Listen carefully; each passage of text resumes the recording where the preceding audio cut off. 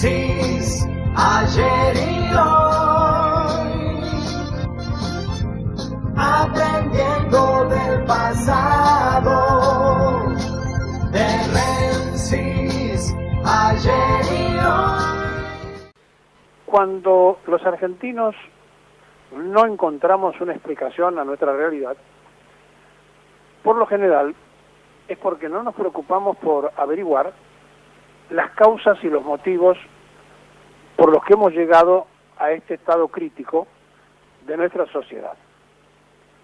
En un país rico, la mitad de su pueblo pobre; en un país productor de alimentos, gente con hambre; en un país donde la sociedad parece no haber entendido que se produjo una disolución del núcleo central, que es la familia, base constitutiva de la sociedad argentina, y que no nos damos cuenta además de la desesperanza de la juventud y de la desazón de los mayores. Es decir, hay una enfermedad material y una enfermedad espiritual. La material puede ser económica, puede ser social, pero la espiritual es no encontrarle la explicación a lo que tiene explicación. El 4 de junio del 43, cuando se produjo una revolución o un golpe de Estado que se transformó en revolución porque provocó cambios sociales y cambios en la estructura del trabajo y demás, un grupo de coroneles había hecho ya una lectura de lo que estaba pasando con el comercio exterior argentino, es decir, una Argentina agroexportadora con pocos millonarios y ricos y con el peón de campo muerto de hambre. A partir de esa idea y de esa lectura, porque las Fuerzas Armadas estaban constituidas por gente de ese pueblo, empezaron a estudiar algunas soluciones. El entonces presidente Farrell recibió un día la idea de crear el IAPI. Le explicaron, esencialmente Perón, sobre cuál era la idea de este instituto, pero que era imprescindible para esto tener la banca nacionalizada, porque el Banco Central de la República Argentina era británico. Y había que tomar decisiones, y si ellos habían hecho lo que habían hecho, para terminar con la concordancia, en el acuerdo entre radicales y conservadores, que en realidad habían hecho sucumbir a una gran mayoría del país, había que producir los cambios necesarios.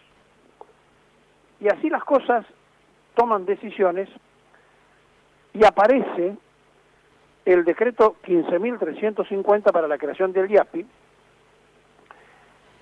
del 28 de mayo de 1946, firmado por Farrell, pero construido por Perón y su grupo de coroneles, y el decreto 8.503, que era más importante todavía que el IAPI, porque era la nacionalización del Banco Central de la República Argentina. Este se produjo el 23 de marzo del 46. A raíz de la nacionalización del Banco Central y dependiente del Banco Central de la República, el IAPI pasó a depender justamente del Banco Central, la Caja de Ahorro pasó a depender del Central, el Banco de Crédito Industrial pasó a depender del Banco Central y el Banco Hipotecario pasó también a depender del Central. Hasta la Constitución de 1949 dependieron del Central, después se legisló en forma diferente con la Constitución del 49. Ahora, este instituto, que era el IAPI, tenía un concepto muy claro. Le compraba al productor argentino su producción, se la pagaba en el momento que la producción estaba lista, en una cantidad enorme de silos, que hoy se transformó en Puerto Madero, que tenía el puerto de Buenos Aires, se almacenaba el cereal, y el Estado, o sea el gobierno, salía a vender en el momento en que el mundo necesitaba, pero además se le daba crédito a países extranjeros para poder comprar los cereales y los alimentos argentinos. Estos créditos que se le daba a los países para poder comprar, permitían, piensen ustedes que estábamos en la posguerra, permitían a su vez que el país se hiciera acreedor de países deudores. O sea, teníamos países que nos debían porque nosotros les mandábamos el cereal y ellos quedaban en pagarlo. Simultáneamente los ingleses habían decretado la inconvertibilidad de la libra esterlina. ¿Qué era esto?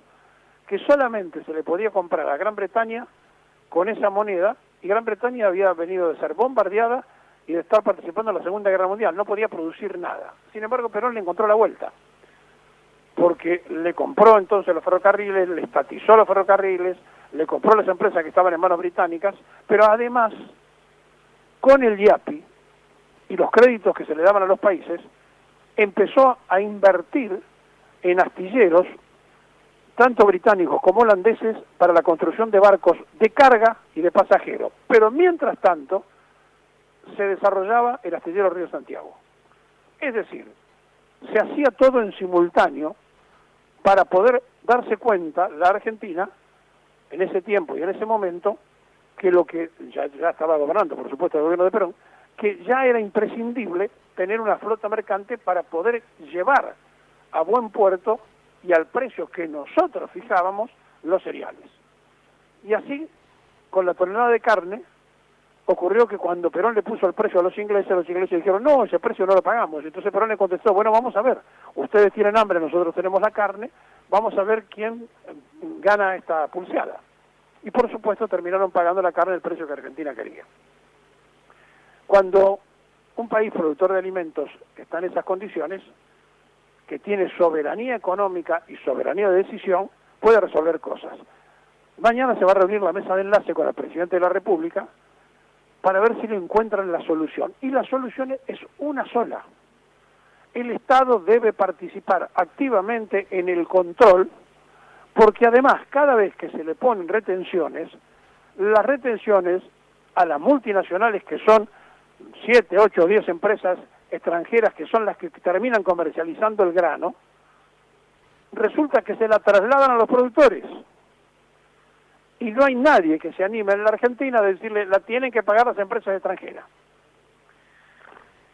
Bueno, este IAPI, que permitió a la Argentina tener soberanía económica y soberanía alimentaria, tuvo un fenomenal desarrollo. Por supuesto, vino el golpe del 55 y esto se evaporó. Pero resulta que no se había disuelto el IAPI. Seguía existiendo, nadie se le ocurrió, no tenía actividad, pero a nadie se le había ocurrido desarmarlo. En 1991, con los votos peronistas, llega un ministro de Economía al gobierno de Carlos Saúl Menem, que es el que se encarga de voltear con un decreto, mientras todo el mundo miraba para otro lado, el decreto 2284, y era Domingo Felipe Cavallo. Pero no terminó allí. Cavallo liquidó la Marina Mercante Argentina y la flota fluvial. La liquidó. ¿Por qué hizo esto Cavallo? Porque Cavallo venía de la Fundación Mediterránea. ¿Qué es la Fundación Mediterránea? Y acá entonces empezamos a encontrar más claras las explicaciones.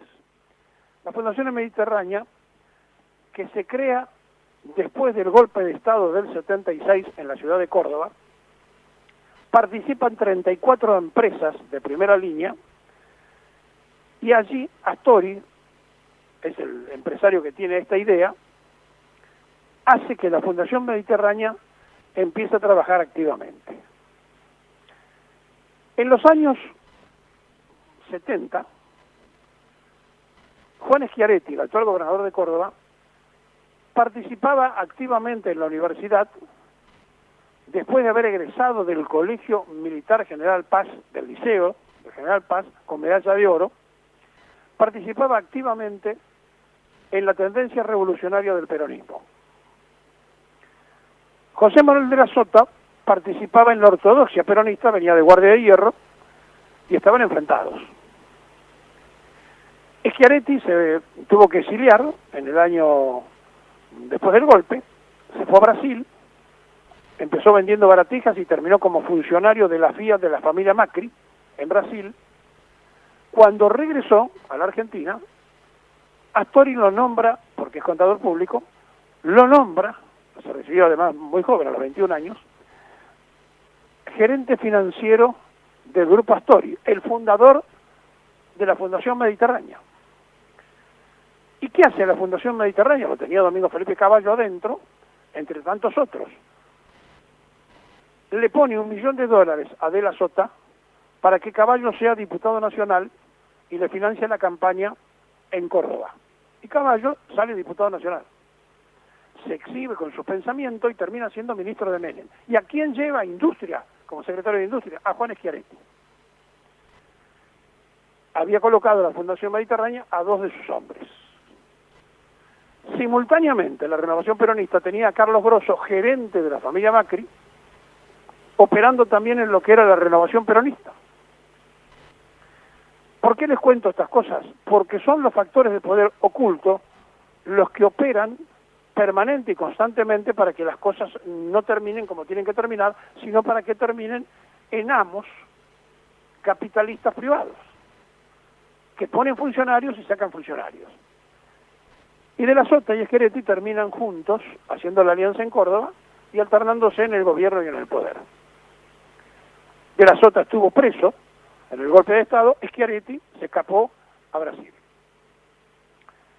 Esta Fundación Mediterránea logra destruir el IAPI con su funcionario Domingo Felipe Caballo en lo que quedaba, porque no estaba funcionando, sino el decreto para extinguirlo. Se preocupó para que muriera el IAPI, para que no existiera, para que, por ejemplo, si Fernández ahora dijera, bueno, está vigente y lo quiero aplicar, no lo pudiera aplicar, ni él ni nadie.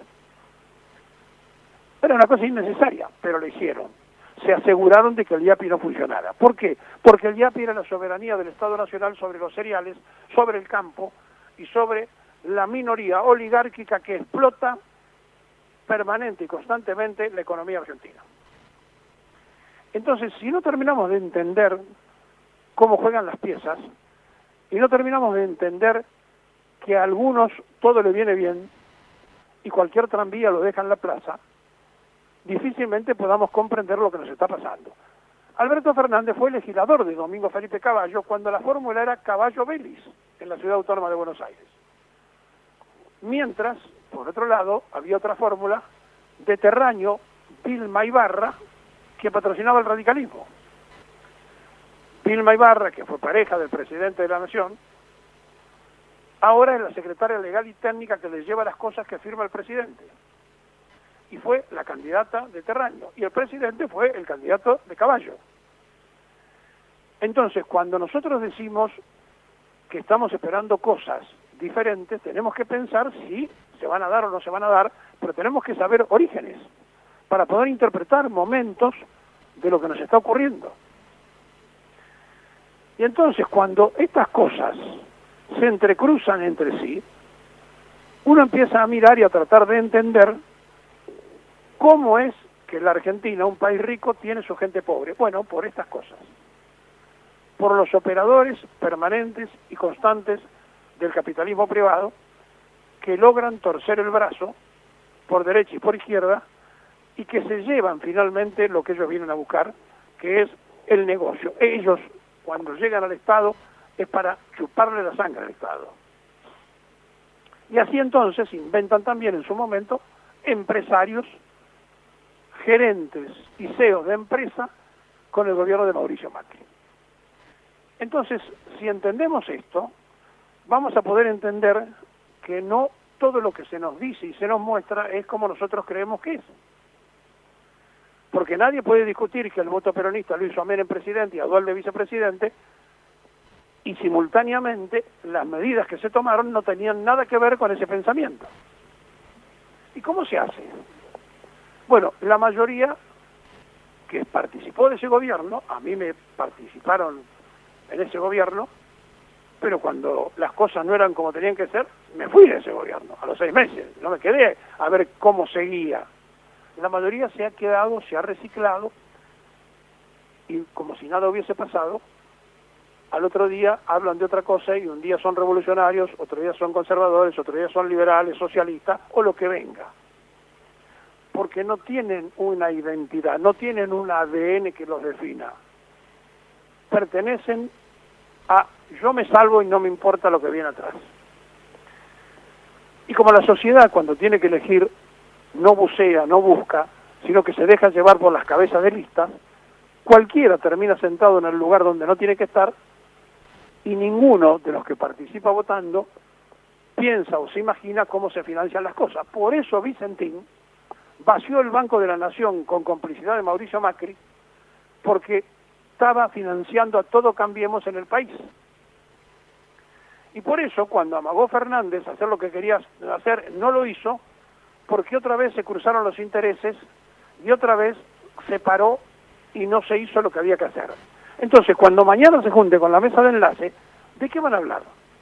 De que la mesa de enlace entienda que tiene que acceder, por ejemplo, con el tema de la carne, que le están vendiendo a China carne con hueso, y entonces cuando el matarife argentino va a comprar la red, porque antes era envasado, no se vendía carne con hueso, entonces le dice, no, pero tenés que pagar a precio dólar porque yo se lo mando a China.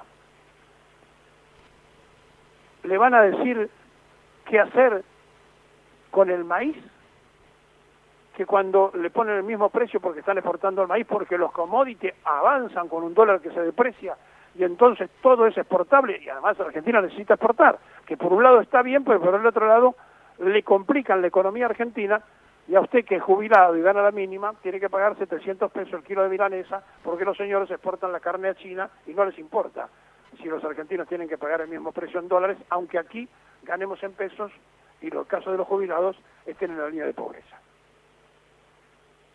Si entienden esto, si entienden cómo se juegan los factores del poder, probablemente puedan entender cómo funciona la Argentina, o mejor dicho, cómo dejó de funcionar después del único argentino que planificó e hizo soberano el país, que se llamó Juan Perón.